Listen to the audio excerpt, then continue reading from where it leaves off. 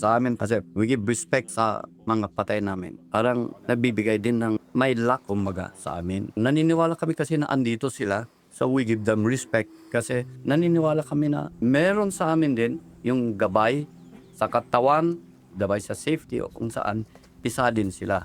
Protector na.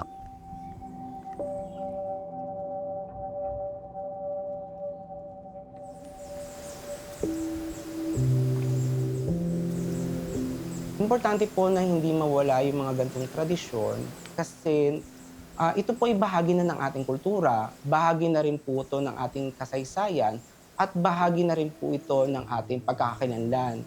So kapag po nawala po yun, ay may pagkakataon po na hindi na po nagiging diverse or nawawala na po ng cultural diversity ang Pilipinas. So napaka-importante po na magpatuloy po ito.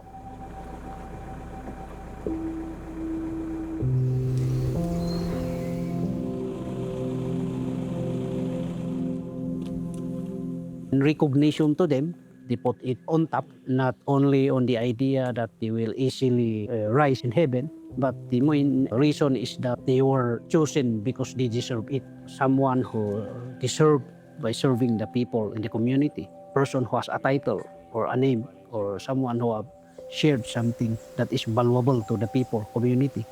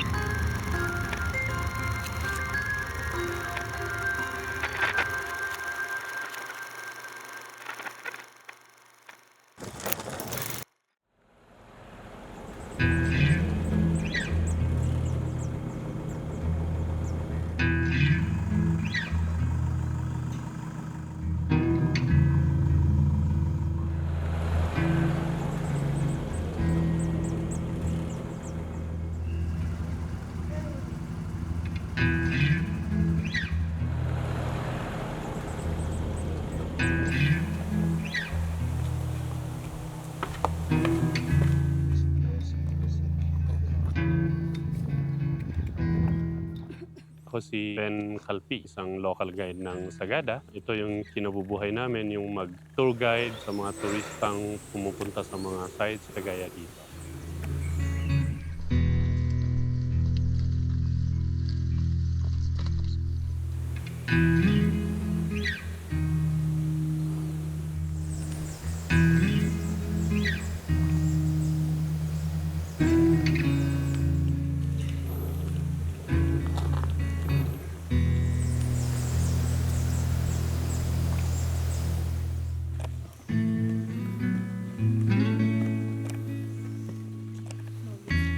Opo. Yun nga lang talagang yung record nila. Kaya pagka November 1, pinapasa lahat ng pangalan doon sa simbahan.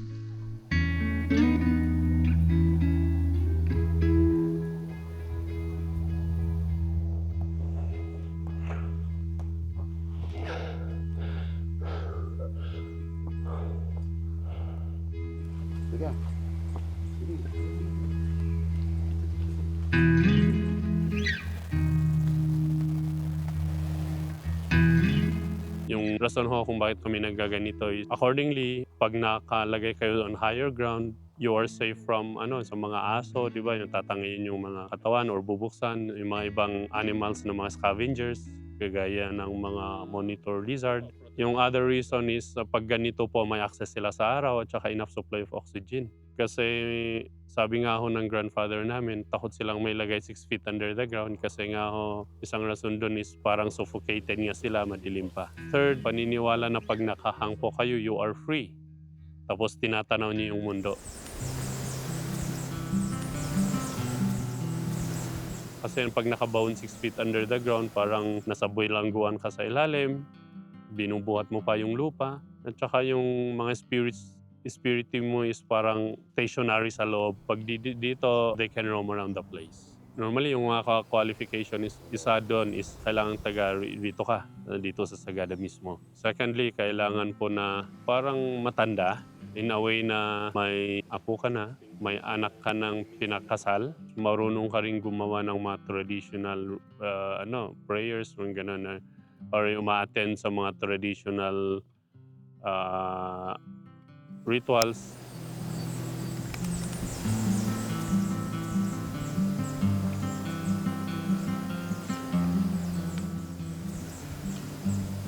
Ito po, may kapamilya kami. Ito si Bumitog, pinsan ng father namin. Si Sumbad, asawa ng lola namin, so grandfather. Actually, kasi pag burial day kasi, it would be a special holiday sa mga community people, so everybody will come and help. So makikita kung paano namin bubuhatin from home hanggang dito sa final resting place nila, wherein minsan nag-aagawan kami ng pagbuhat. Masaya kasi parang bola na, di ba po, nag-aagawan. Tapos maraming taong nag-attend, so masaya siyang gawin.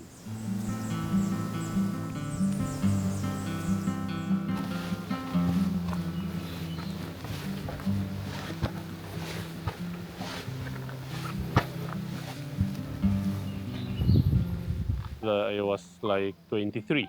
Ang isang rason doon is yung embalming, it was a taboo sa amin dati.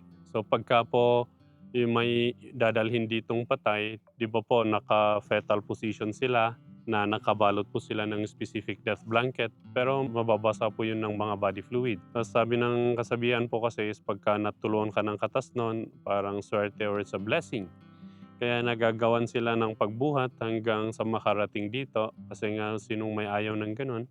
Pero yung isang rason din do'n is yung parang pride na at least you tried, parang gano'n ho.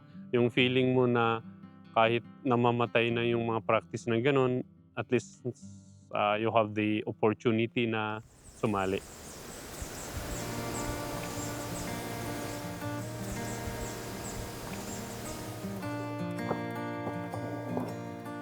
Ayun lang po yung hindi namin masyadong maano kasi si Bumitog is most likely, sabihin natin 2 kilometers from here. Nakarating kami dito siguro mga 50 to 1 hour. Kasi minsan may yung ginagawa is bubuhatin mo tapos itatakbo mo, then may magharang sa harap, tapos ganun lang din. Yun nga po, yung daan dati dito is hindi siya sementado, so may mga matataas, may mahaba. So normally yung challenge is kung paano mo i-transfer yung dead corpse dun sa nasa harap. Pero at least community work naman po. So kung sa medyo so pwedeng hawakan ng isa tapos iaano sa isa. Parang ganun po. So yung challenges hindi masyadong nararamdaman kasi maraming nag-a-attend. Kahit nga po medyo mahirap yung daanan sa mga instances na may idadalhin dito, at least community work. So parang common understanding na pagkaano po, yun po, parang tulong-tulong hanggang makababa.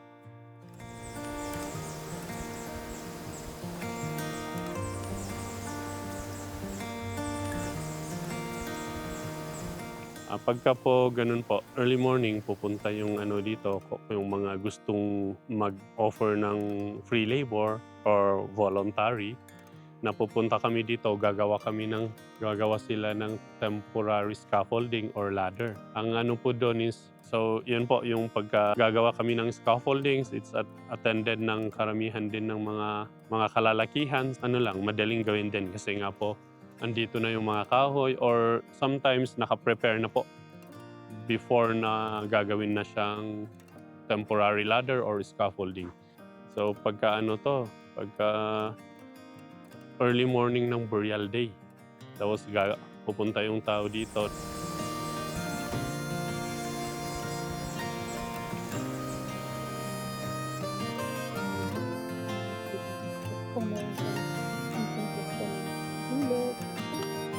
Actually, if you count, parang 19 dito sa baba, tapos yun po, may dalawa pa sa taas. So bali 21. Totoo lang po, wala pang nahulog diyan. Actually, pagka pumunta kayo sa ibang traditional hanging coffins, may mga ibang nahulog at unnatural cause. Pag pumunta ka sa flooring ng ano na yon, ng place na yon, may mga nakikita po kayong broken pieces ng bones and coffins. Ang paniniwala is hindi na namin kailangang i-restore paakyat kasi it's part of the decaying process. Ang practice ng ganito, pag titignan nyo po, may mga metal, may butas.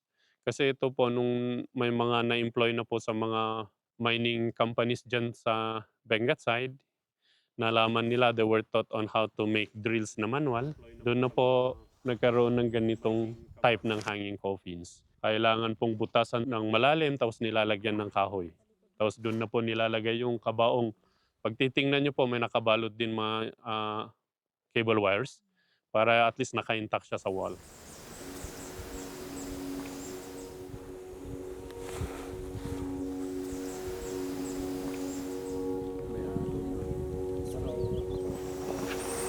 Pag may ililibing dito, we start from the topmost, pababa. Kaya yung pinakamataas dun sa nilagay mga 1960s. Sabi ng isang senior guide, 1962. Tapos yung last just below Bumitog, yun po yung 2010. Yun po yung last na inang dito sa may hanging coffins.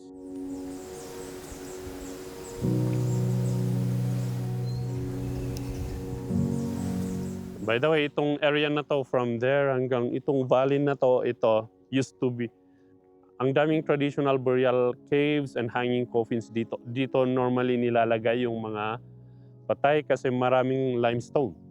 Kasi sa limestone po nilalagay yan. Yung mga may butas in every concavities, every holes or cracks, mga ganon nilalagyan talaga namin ng kabaong. So marami dito. Yun nga lang, ngayon po na marami na pong mga halamang tumubo, kaya hindi mo siya masyadong nakikita. Pero itong site hindi pa rin open for public viewing kasi yung access medyo mahirap. Pero lahat po ng pinaglalagyan pala namin na traditional burial site, at least may shade, may natural shelter. Hindi lahat ng bato'y nilalagyan kasi kailangan din nila na they still be protected from the rain, ganun po, or sa weathering. Ayaw namin na nababasa tapos natutuyo, mga ganun po. Kasi po madaling ma-decompose yung parang pinapadali yung proseso ng decompose sa period at saka yung kabaong madaling masira.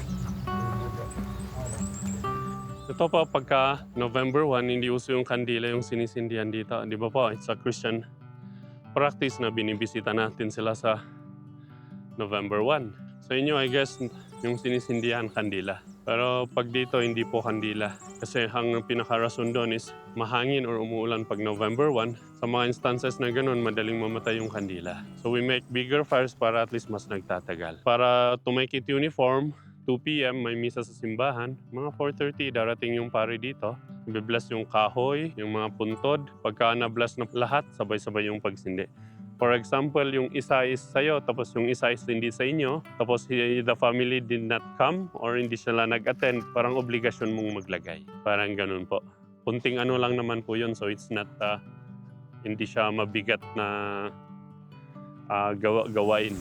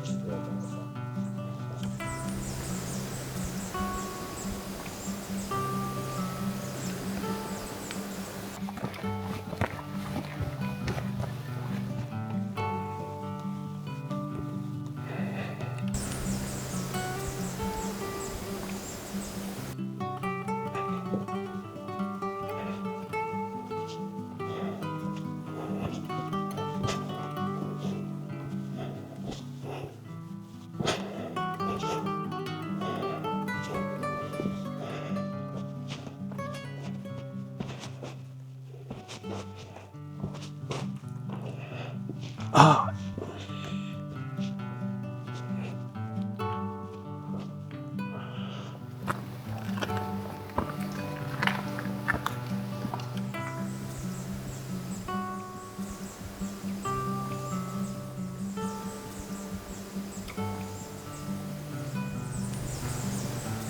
sa ngayon, andito na tayo sa Lumiang Burial Cave. Ito po yung isa sa traditional na ginagawa namin na traditional burial practice.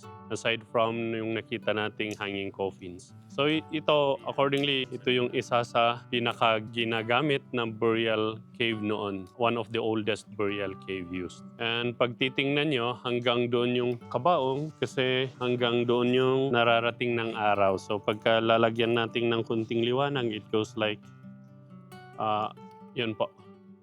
Yun yung pinakahuli.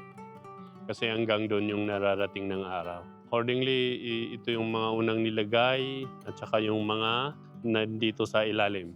Yung mga iba po na-decompose na dahil sa weathering, yung parang laging basa na ano rin po. Kasi minsan nagmo-moist dito, kaya po pag titingnan nyo, may mga moss sa mga kabaong. So accordingly, maraming kabaong dito. Sabi ng isang senior guides, almost 200 coffins dati. Pero dahil sa earthquake noong 1990, marami na pong bumagsak sa baba. Kaya yung mga gagawa ng cave connection na ito yung point of entry nila. Tapos yung exit nila sa Sumaging Cave, may mga makikitang broken pieces of bones at saka kabaong sa baba. Actually, pag titingnan nyo yung traditional coffins, parang lag lang po tapos inukitan sa loob para pagkasyain yung corpse inside. Kaya pag titingnan nyo rounded. Kaya po nilalagyan namin ng bato in between para hindi siya movable. Para at least maging parang naka-stay put na. Yun yung gamit ng bato.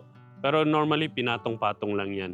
Yun lang po talagang nilalagyan ng bato para yung stability.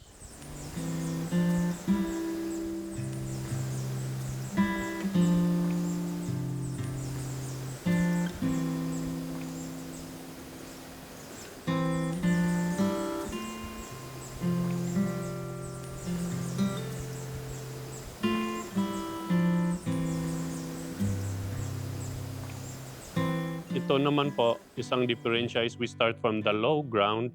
Sa mismong basement, kasi patong-patong yung ginagawa. Kaya you can determine kung mas nababa yung isa, ibig sabihin mas matanda na nilagay.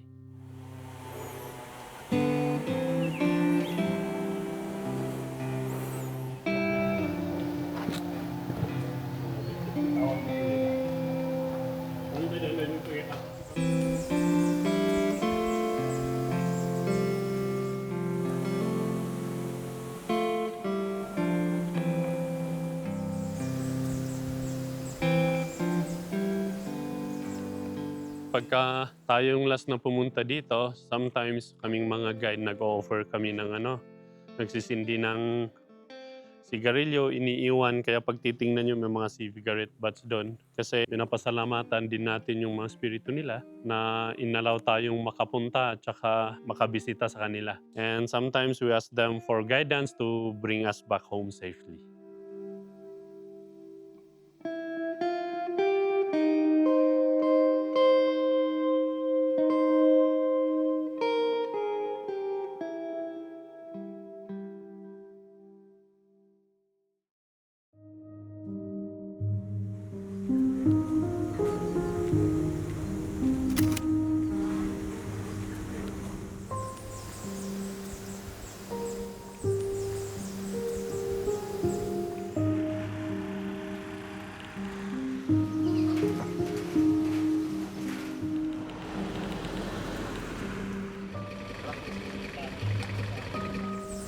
Mahalaga ang kwan ng patay. Kasi we have this strong feeling dahil pag patay sa amin kasi pag we give respect na sa mga patay namin, nabibigay din ng may luck kumbaga sa amin.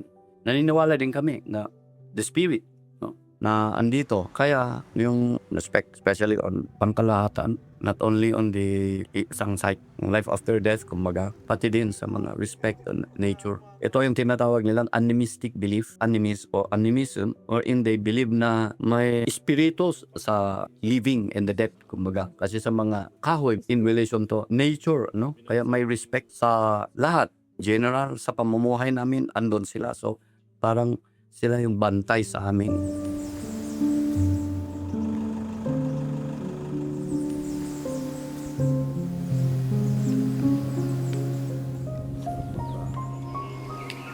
Bago pa dumating yung mga Kastila sa Pilipinas, marami na pong mga paraan kung paano po nililibing ang mga namatay na tao. Meron po dyan ay inililibing po mismo sa banga, yung iba naman po ay sa mga puno, at yung iba naman po ay nilalagay po talaga sa kabaong, no, na gawa sa kahoy. Sa kabaong po mismo ay kung paano po talaga yung pwesto po dapat ng patay na nakahiga, yun po yung mga pagkakataon po na nilalagay po sa kabaong.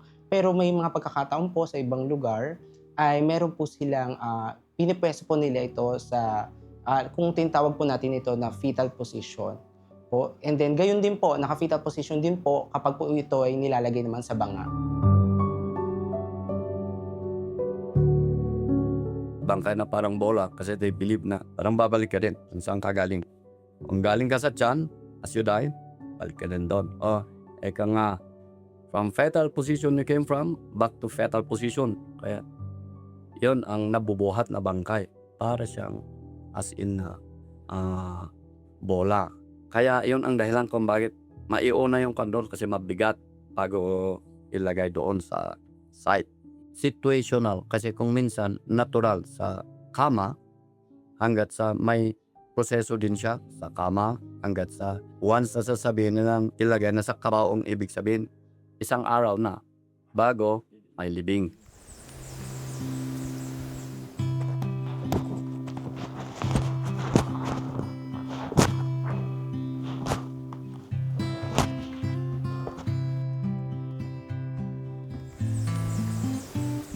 Wala, kaya talagang as in na mabaho. Recent lang yung mga embalming. Pero noon may iba, may embalming na primitive way, yung herbal, may tinatawag nila dito na putputug na klaseng herb na tumutubo din dito kung saan nila lalagay sa katawan. Pero pag matagal din kami na isang naka-experience, babaho din yung internal organs, nakakatulong lang siya sa for the meantime. As in, mahirap i-accept. Kaya lang, kasi sa amin sabi-sabi na, huwag kaming sasabihin na mabaho kasi sumusunod na sa amin yung baho. Kaya nakatanim na sa kaisipan namin na kahit mabaho, kami na ang mag-adjust. Huwag mo lang sabihin na baho kasi yun nga, baka susunod.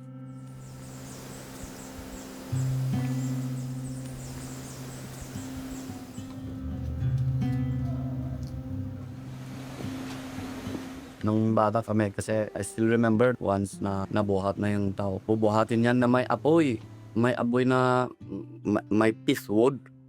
Ano yung piece wood na madaling susumugin na madaling mag-ignite na base ng kahoy na saling na magsisilbing torch niya in going to another world or another dimension of life. Pag malapit na doon, may gumaganon pa sila kasi they want to appease the spirit. Kasi may patay na pupunta doon as their member din. Kaya gumaganon sila. Part of the process yan sa burying. Hanggat sa madala na doon, ang ginagawa nila dito, mauna kasi ang kabahong dadalhin sa site bago bangkay.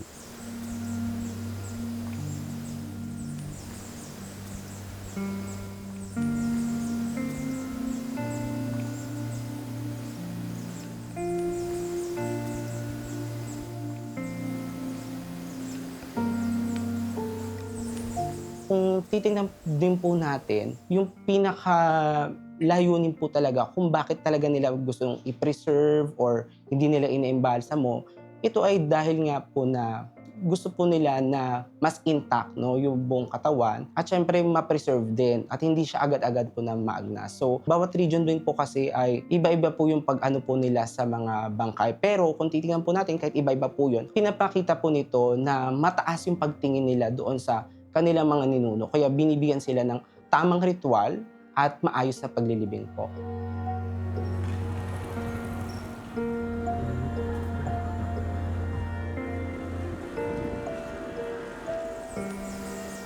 Nung grade 5 pa ako, namatay yung kapitbahay namin dyan na matanda na nangangalang Likawin. Ang motivation nila sa amin kasi takot kami. Kaya lang matatalo ang takot ba? Dahil ang sinasabi nila, good luck ang bubuhat sa patay. Pero pag good luck, in general, wala silang masabi. Pero magandang motivation ng mga matatanda. Palagi naming naririnig yan nung bata pa kami at nung tumanda din kami. Parang pinapasa din namin yung gano'n na good luck. Nung pinabuhat sa amin just to experience, uy, ganun pala ang kanong bakay, ang damig.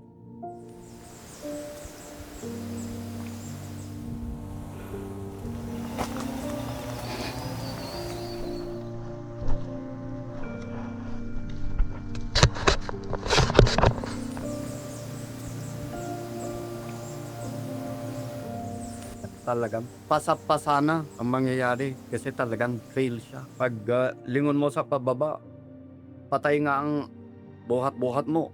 You are dealing with death din kasi talagang cliff sa baba. Makikita mo yung malaki yung bato. Nasa taas ka, ang liit-liit lang kasi sa layo ng cliff na yan. Yan, naanuhan namin yan kasi kahit masesementado ang lahat, yung mga cliff na daan papunta sa cliff, ay sacred areas naman ang mga yan. Kaya talagang hindi kasali yan sa development, kumbaga. Kasi considered sacred spots.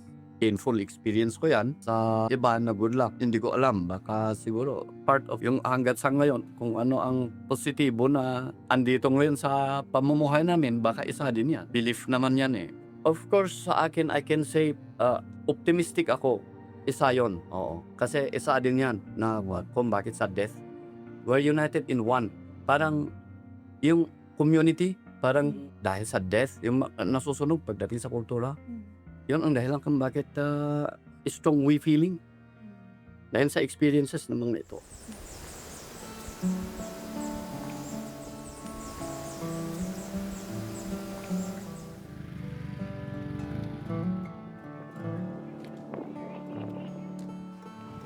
Sa ngayon, sa mga ibang mga elders, ang sabi nila na wala tayong magawa. Kasi hanggat ngayon, they don't allow. In the central part alone, wala na kasi especially in the central part alone, no? Kasi considering pagpasok ng mga tourism, medyo yun na kasi nagiging tourist spot. Kaya siguro yun din ang isang practicality. Maliban lang kung sa outskirt ng Sagada at may gagawa, hoping na for me personal, pag ako ang may edad, balang araw, mas gustuin ko, ganun din. Kasi I feel na I just fade away.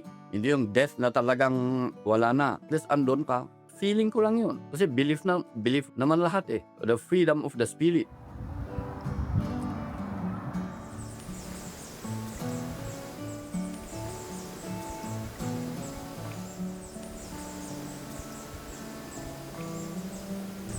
Sa bagay, isa yan, medyo masabi kong hindi namin maitago. Talagang masabi namin, parang bigla. Parang bigla masyado. Pero sa mga naman, kasi yun lang naman ang isang malaki na parang identity, kumbaga, sa lugar na wala, nabibigla din kami. Parang affected din ako. Kasi nahihinayang ako.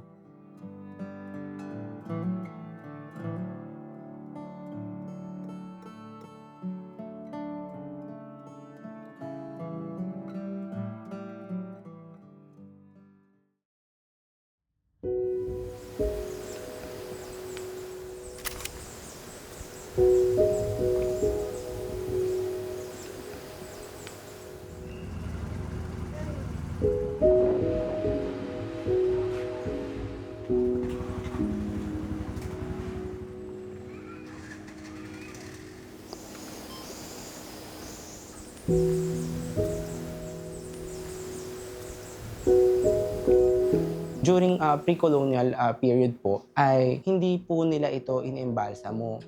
Sa konteksto po ng Sagada, ang ginagawa po nila rito ay ipinauupo sa upuan at doon po pauusuhan para po hindi po maagnas at mapaglamayan pa po.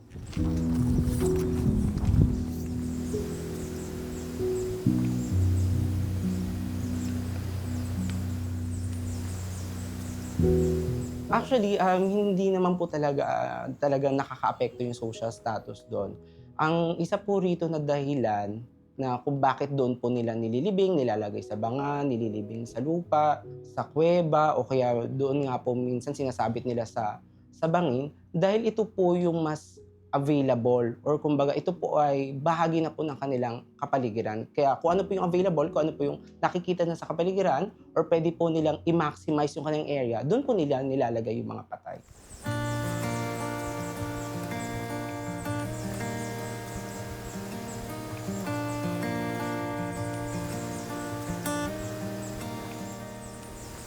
Patungkol po dun sa hanging coffin, bago po makarating ang patay dun mismo sa kanyang kabaong, ay ang ginagawa po muna nila ay ang isa pong patay ay ipapaupo po nila sa upuan. So tinatawag po nila ito na death chair or sangadil. Okay? And dyan po ay pauusukan nila yung katawan na bangkay upang ma-preserve at mapaglamayan pa. Kasi ito po yung mga pagkakataon na yung mga tao po ay maaring sila ay magbigay ng mensahe and yung pagpapaalam po nila doon sa namatay. At sa paglalamay din po kasi ay naghahanda rin po ang mga kamag-anak. So halimbawa po ay nagkakatay po sila ng mga manok, ng baboy, or ng kalabaw para ipakain po doon sa mga nakikiramay o sa mga nagluluksa. So ngayon po, kapag po darating na po ang araw ng kanyang paglilibing, ang ginagawa po nila ay ito ay kanilang ibabalot sa tela, no, na parang bola, no, na naka-fetal position. Okay po, so bali po from that point po ay kukunin po nila yung bangkay. Ang usually po na kumukuha ng bangkay ay yung mga relatives po. So pagpapasapasahan po nila yon hanggang makarating po sila sa paglilibingan. Okay, and then naniniwala rin po pala ang mga kankanae po na kapag po ay sila ay napatakan ng likido or maaring o anumang fluid, no, mula dun sa patay, ay maaaring magdala po sa kanila ito ng swerte, or makuha po nila yung katangian na taglay ng namatay po na kankanae. Okay, then pag nakarating na po sila mismo sa area, sa burial site, ay doon na po nila ipepwesto yung bangkay sa mismong kabaong. At dati po ang casket po nila ay 1 metro lang, no? Kung saan talaga mapipilitan po na mabali po talaga yung mga buto para magkasya sa casket. Okay? Pero sa kasalukuyan po ay hanggang 2 meters na po ito. Okay po. So, kasi natatakot na rin po kasi yung mga kasalukuyan po na pamayanan na ayaw po nila na nadudurog or nababasag po yung buto ng kanilang mga mahal sa buhay. And doon na po ay ilalagay na po sa casket, ilalagay na rin po nila yung sa gilid ng bangin mismo. And kung mapapansin niyo po ay sa hanging coffin po na Sagada ay merong mga upuan nakatabi yung mga casket. So yung upuan po yun ay yun po yung ginamit doon sa patay nung siya ay inuupo, no, at pinausukan. So doon po yun po yung proseso ng paglilibing ng mga kankanae sa Sagada.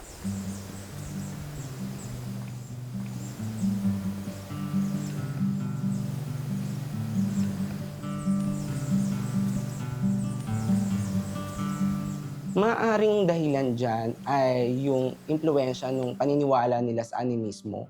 Sa animismo po kasi, ito po yung paniniwala nila na ang mga espiritu po ay naninirahan sa kagubatan, sa ilog, sa mga bato at sa iba pa. So yun po yung mga posible pong dahilan kung bakit po nila ito ginagawa.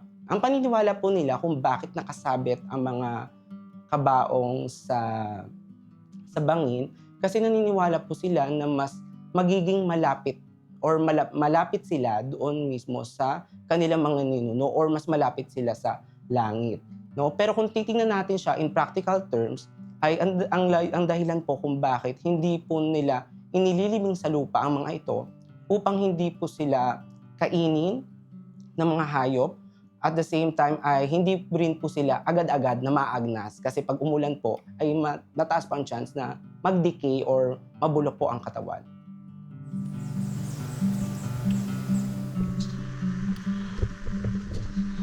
Ang mga qualifications po na inililibing po doon mismo sa bangin po mismo, una po dyan ay dapat po leader ka, no? At meron kang ambag mismo sa pamayan bilang mga kankanae. So sabi po ng ilan po sa mga Kankanaey na dapat po ay 80 years old and above ka ay qualified ka na mailibing doon. At dapat po ay hindi ka po pwedeng mamatay sa kahit anumang anyo ng violence. So dapat po ay natural cause ang iyong kamatayan. Pero ang pinakalayunin din talaga ng paglilibing sa hanging coffin, kaya nila ito ginagawa. Kasi ito yung para sa kanila ay mas marangal na paraan ng paglilibing. Kaya nilalagay nila ito sa hanging coffin.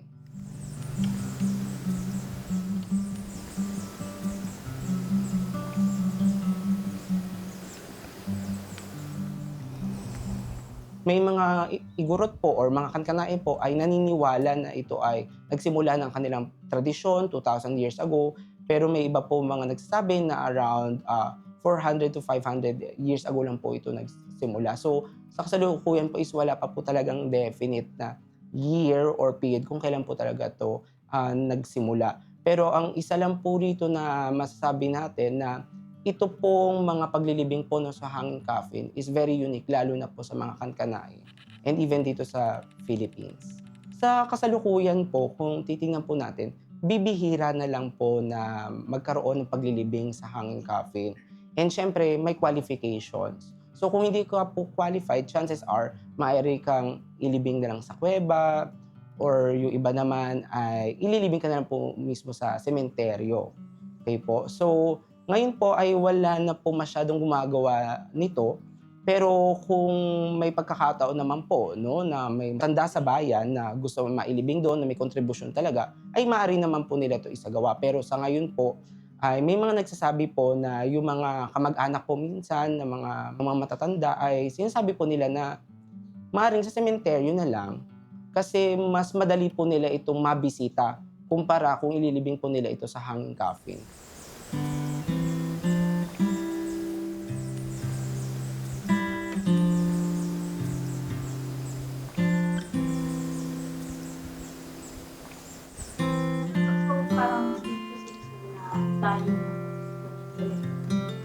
Hindi ko masabing dying eh. Kasi kumbaga, sa estado po kasi ngayon ay marami pa naman po sa kanila ang may gusto na ipagpatuloy yon. So nagkataon lang din na mas practical, mas madaling bumisita kapag doon na po mismo sa sementeryo kumpara sa hanging coffin. Kung ano po yung mas practical po para sa kanila, kung saan sila mas nakakatipid, at sa kagustuhan po nila na mapanatili na buhay yung mga ganong tradisyon, ay yun po yung kanilang gagawin.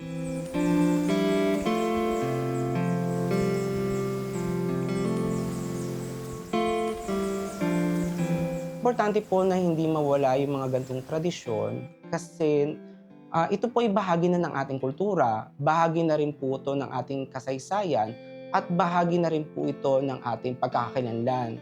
So kapag po nawala po yun, ay may pagkakataon po na hindi na po nagiging diverse or nawawala na po ng cultural diversity ang Pilipinas. So napaka-importante po na magpatuloy po ito.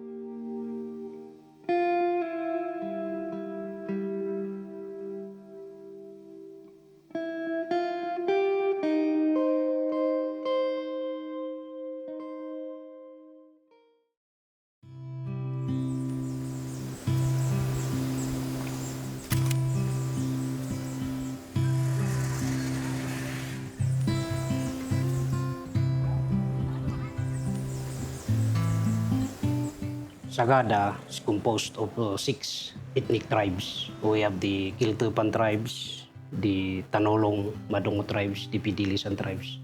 We have here the Central, the South Central, and the Southern tribes. So 6 tribes are composed, which compose the entire municipality of Sagada, with around 12,000 population.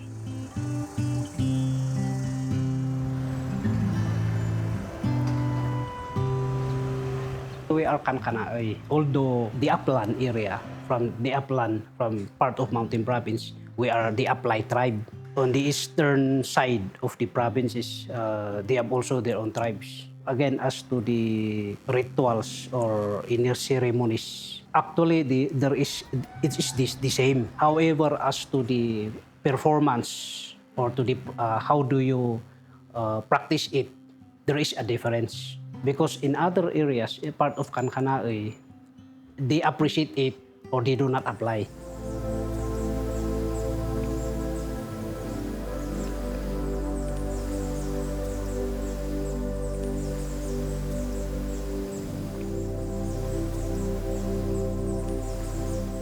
Although it is contained in a burial, in a coffin, but still they can expose because of easily transmit yung sa effect ng wind. Yun ang nagkukos ng transmission which can transfer to nearby communities or those who are farming there. Kasi may mga farm doon may mga coffee farm. So if that is exposed, usually if 2 to 3 days, naaamoy mo yan Kasi walang embalming noon, walang embalsamo. They don't embalm the cadaver. So yun, to avoid the occurrences of this kind of sickness, it's better to prohibit now because they are not sealed. They are not sealed actually. Although they are within the coffin, but the coffin is not actually sealed as to the DOH guidelines. Saka walang plastic bag yan In obedience to abide with these guidelines, the family chosen to adapt bringing it in the cave or underground burial.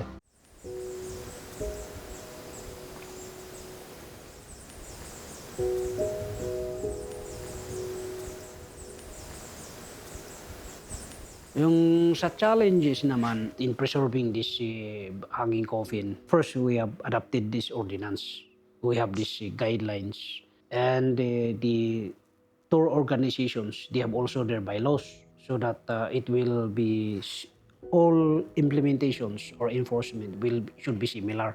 That is why in the area, we have prohibited any structure, much as possible structure. If there are structure to be built therein, it should be 50 meters away from the site. Then the structure should not be in a building type, rather will be in an Igorot type, indigenous type structure so that it will comprehend to the nature. Hindi siya masisira yung niya. Then tourists are advised not to bring near they are given at least 5 meters or 10 meters away from the burial site, the hanging coffin when in taking pictures. Kasi we do not know because it's hanging coffin to avoid any kind of debris that might cause accident. If you go the bottom of the stone, of this stone, yun ang namin doon.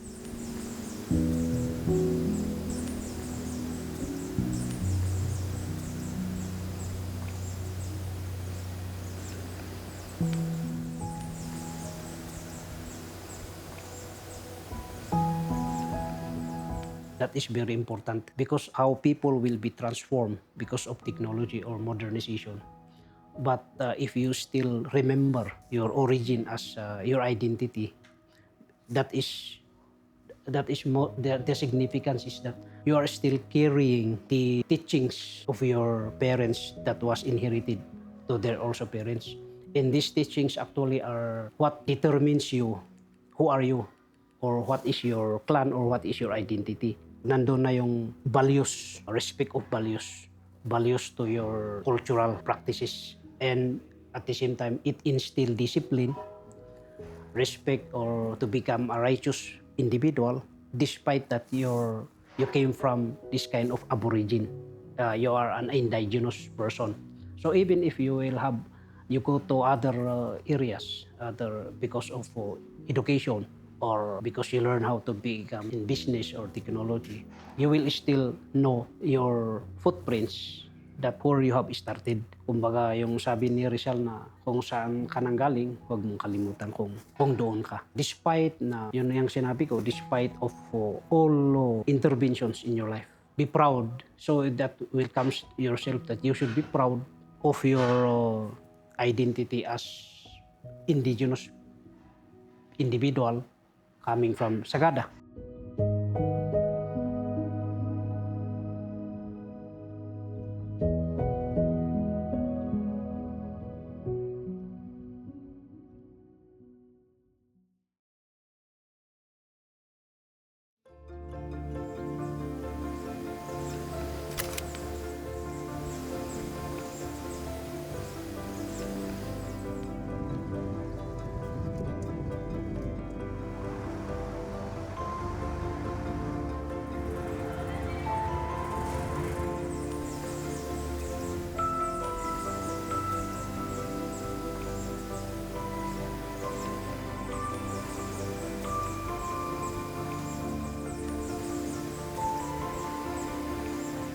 Para sa akin po, hindi po dapat makaapekto yung mga kung ano mang mga pagbabago. Pero ang lagi ko pong sinasabi na ang kultura po kasi ng tao ay nag-evolve over time.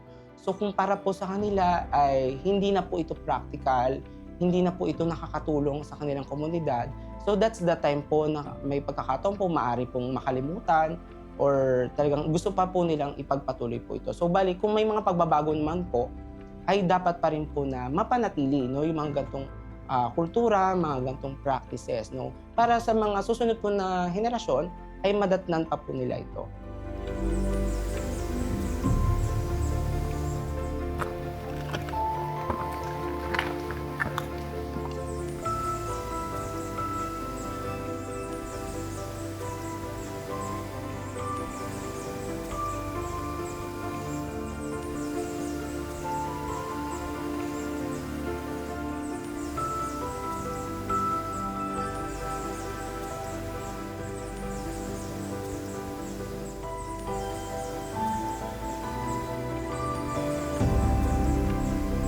Kasi nakakawala po din talaga ng identity kapag hindi na po yun na naisasagawa. Yung not necessarily ay mga burial practices, but also kahit yung ibang mga portion or ibang part ng kanilang kultura. Lalo na sa language, which is very crucial.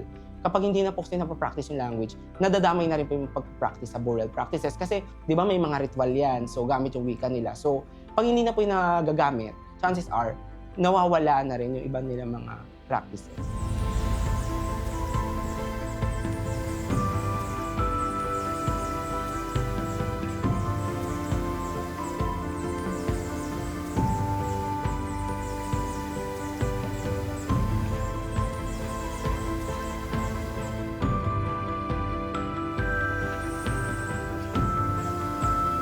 Kami, parang passing lang. Yung transmission of knowledge sa mga kan. Kung ano ang ginawa nila sa amin, yung mga ninuno namin, yun, pinapasa namin. Kumbaga, ako ang mapapaano, ganito din. Kaya parang, it's already part of life sa amin.